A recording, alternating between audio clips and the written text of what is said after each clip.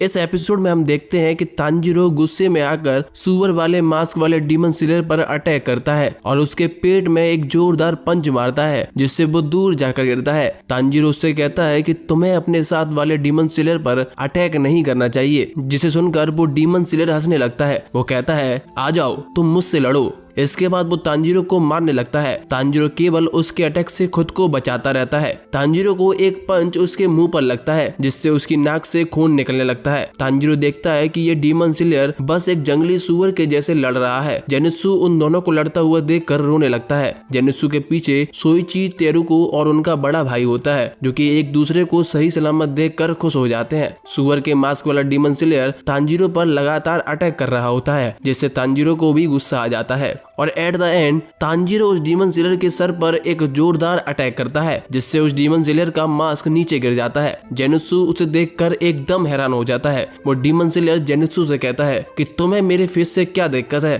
Zenitsu कहता है कि तुम्हारा फेस बहुत ही सुंदर है और क्यूट है और तुम्हारी आवाज भी बहुत प्यारी है। वो डीमन स्लेयर और भड़क जाता है और तांजीरो को लड़ने के लिए कहता है। तांजीरो उसे लड़ने के लिए मना कर देता है। वो डीमन स्लेयर उसके बाद सबको अपना नाम इनोसुके हाशिवीरा बताता है और वो अचानक से बेहोश हो जाता है जिसे देखकर जेनित्सु डर जाता है। तांजीरो कहता है कि उसने इनोसुके के सर पर कुछ ज्यादा ही तेज मार दिया था जिसकी वजह से वो बेहोश हो गया। थोड़ी देर बाद जब इनोसुके को होश आता है तो वो वापस से जेनित्सु के पीछे लड़ाई के लिए भागना शुरू कर देता है। वो देखता है कि कुछ दूरी पर तांजीरो, तेरुको और उसके भाई कुछ कर रहे होते हैं। तांजीरो तो बताता है कि जितने भी लोगों की मौत इस घर में हुई थी वो उनकी समाधि बना रहा है और उसे भी उनकी हेल्प करनी चाहिए। इनोसुके मना कर देता है और कहता है कि इसका क्या फायदा। तांजीरो कहता है कि तुम इसलिए कह रहे हो क्योंकि तुम्हारे अंदर भी बहुत ज्यादा दर्द है। इस पर इनोसुके कंफ्यूज हो जाता है। ये सब सुनकर जेनित्सु सोचता है कि उसे लगता था कि केवल इनोसुके ही पागल है, पर यहाँ तो दोनों का ही दिमाग खराब है। ऐसा करते करते वो लोगों की समाधि बनाते हैं और प्रेयर करने लगते हैं। इसके बाद तांजीरो का कासुगाई क्रो आता है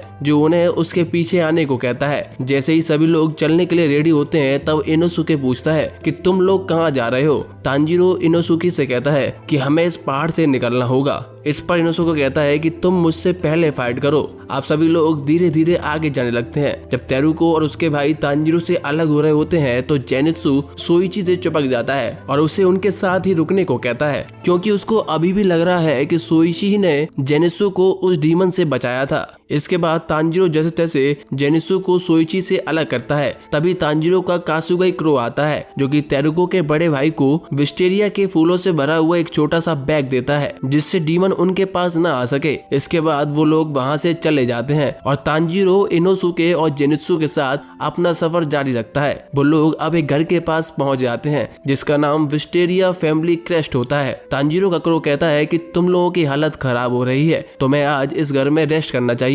तांजीरो ये बात सुनकर बहुत खुश हो जाता है, पर इनोसुके बोलता है कि वो अभी भी अगले मिशन पर जा सकता है। इसके बाद हम देखते हैं कि घर में से एक बूढ़ी औरत निकल के सामने आती है जो कहती है क्या तुम लोग डीमन स्लेयर हो जो यहाँ रुकने आए हो। तांजीरो उसे इतनी रात को परेशान करने के लिए माफी मांगता है। उसके बाद वो लोग घर के अंदर चले जाते हैं। वो औरत इन सभी को खाना देती है और सोने के लिए जगह भी देती है। जब तीनों लोग खाने के लिए बैठते हैं तो इनोसुके तांजीरो का खाना भी उठा लेता है। तांजीरो कहता है कि मेरा पूरा खाना तुम खा सकते हो, जिस पर इनोसुके और भी गुस्सा हो जाता है और वो तांजीरो का खाना नहीं खाता। इसके बाद जैसे ही वो सोने लगते हैं तो इनोसुके सबसे अच्छा बेड ले लेता है जिस पर तांजीरो कहता है कि जहाँ तुम्हारा मन है वहाँ तुम सो सकते हो। इतना प्यार देखकर इनोसुके को गुस्सा आ जाता है। तभी उन तीनों को देखने के लिए एक डॉक्टर वहाँ आता है। वो तीनों का चेकअप करके उन्हें दवाई देकर वहाँ से चला जाता है। तांजीरो इनोसुके से सर पर मारने के लिए माफी मांगता है। तब जेनित्सु भी इनोसुके को उसे मारने के लिए माफी मांगने को कहता है जिस पर इनोसुके मना कर देता है।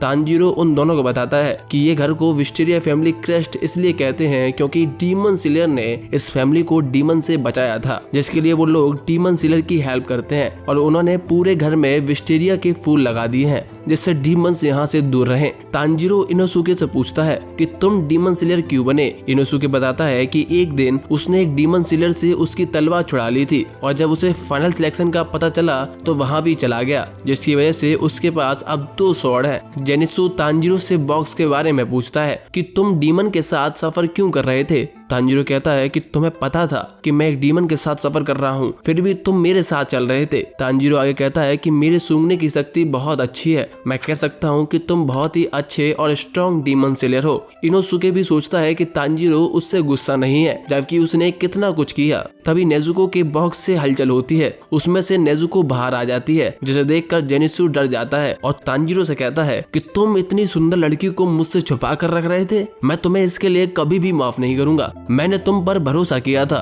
और तुम एक लड़की को घुमा रहे हो। ये बोलकर वो अपनी तलवार निकाल लेता है और तांजीरो पर अटैक करने ही वाला होता है। तभी ये एपिसोड खत्म हो जाता है।